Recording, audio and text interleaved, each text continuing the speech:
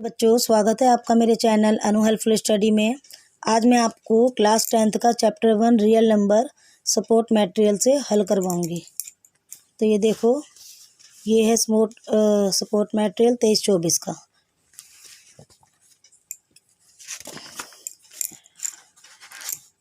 ये है इसका first question. A number n when divided 16 gives the remainder 5 dash is the remainder when the same number is divided by 8।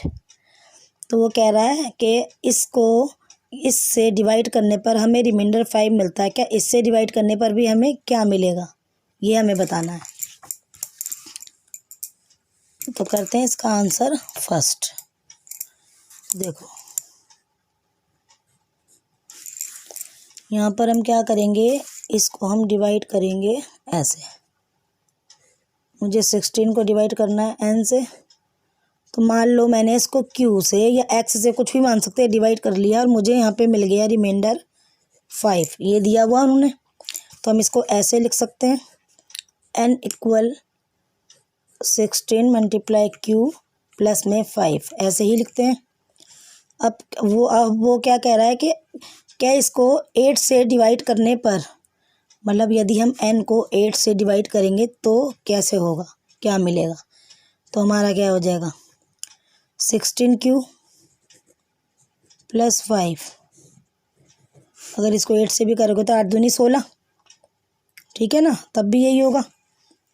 अब हम इसको जैसे हम एलसीएम लेते हैं उस तरह से ले लेंगे, तो हमें कैसे मिलेगा, 16q बाय 8 प्लस आगे है 5/8, ऐसे ही मिलेगा ना हमें ये। तो अब 8 को आप 5 से डिवाइड करके देखो, क्या हमें रिमाइंडर मिल रहा है 5। यदि मैं 8 को 0 से करूं या 1 से करूं, तो मुझे जो है ये रिमाइंडर, अगर मैं ऐसे करके लूं तो मुझे ये 5 ही मिलेगा। ऐसे करके अगर 8 को इससे करेंगे तो मुझे ये 5 ही मिलेगा। तो उसने पूछा था n को 16 से करने पे मुझे रिमाइंडर 5 मिला है, क्या 8 को इससे करने पे 5 मिल जाएगा, ठीक है ना। तो अगर मैं इसको 0 से मल्टीप्लाई कर दूँ 0 ही मिलेगा, तो मुझे रिमाइंडर क्या बच जाएगा, मुझे रिमाइंडर 5 बच जाएगा। तो मेरा आंसर क्या आ जाएगा, मेरा आंसर जो आ जाएगा यहाँ पर 5 आ जाएगा। तो ये मेरा आंसर हो जाएगा, ठीक है। करते हैं इसका सेकंड सवाल। ये देखो, HCF ऑफ 3 की पावर 3 मल्टीप्लाई 5 की पावर 4 एंड 3 की पावर 4 मल्टीप्लाई 5 की पावर 2 इज डैश। तो हमें ये डैश कवर करना है, ठीक है। तो हम कैसे लिख सकते हैं इसको, देखो हमें दिया हुआ है पहले नंबर 2 का आंसर हम सॉल्व कर रहे हैं।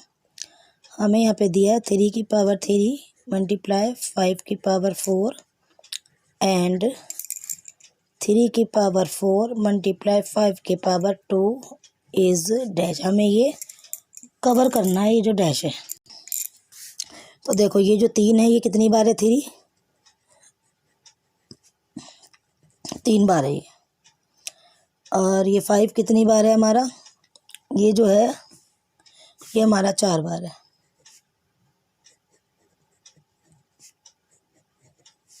ठीक, अब अगला वाला देखो, ये वाला 3 कितनी बार है, ये हमारा 4 बार है। ये 5 कितनी बार है, ये 2 बार है।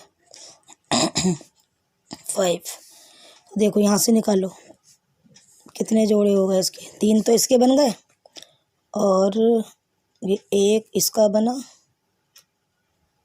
जोड़ा, ठीक है, और 1 जोड़ा ये वाला बन गया, ठीक। ये भी 5 है।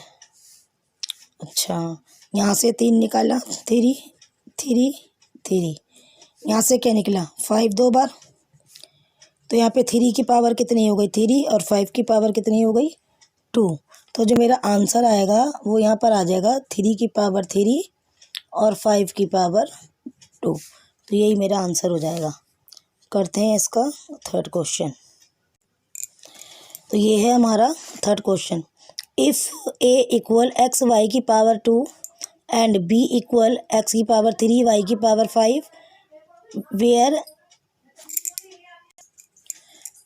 X and Y are prime numbers then LCM of A B is dash. तो हमें क्या करना है, इसका और इसका प्राइम नंबर बताना है और एलसीएम बताना है। ठीक है, तो करते हैं इसका आंसर।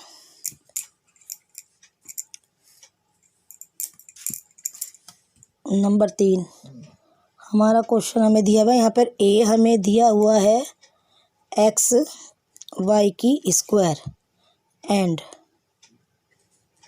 जो बी हमें दिया हुआ है वो दिया हुआ है एक्स की 3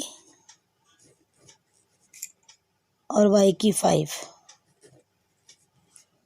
ठीक है, तो हम कैसे करेंगे ये वाला क्वेश्चन।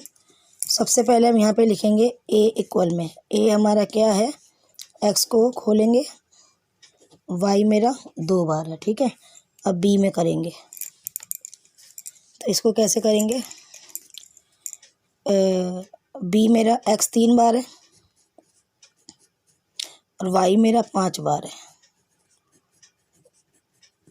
ठीक है, अब यहाँ से सबसे हम प्राइम फैक्टर निकालेंगे, कॉमन वाला जो होता है, एक तो ये है और एक मेरा ये वाई है। ठीक है, तो यहाँ से एक्स वाई हो गए। अच्छा, अब मुझे क्या निकालना है, एलसीएम। तो वो कैसे फाइंड करेंगे, जो मेरा प्राइम वो निकला है फैक्टर वो ले लेंगे एक बार तो। ठीक है, बाकी जो बचे हैं वो ले लेंगे। तो मेरा क्या बचा है, 2 बार तो एक्स है और 5 बार वाई है। ठीक है ना, 1 2 3 4 और ये हो गए 5।